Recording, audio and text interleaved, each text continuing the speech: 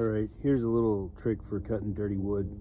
If you cut in such a way that the chain is pulling out of the wood instead of pushing the dirt into the wood, the chain will stay sharp considerably longer. I just drug this dead dry old eucalyptus log out of a mud hole in the back. It rained here in the desert with my A-frame gen pole tow boom, whatever you want to call it, on my truck over there.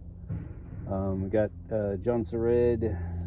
It's not a saw they ever actually made, but it's a 2175, which is a it was originally a 2071, but it's got a 75cc Husqvarna XPW cylinder on it, so it's 75cc, a little bigger than stock, and ported by Kevin Lebanway.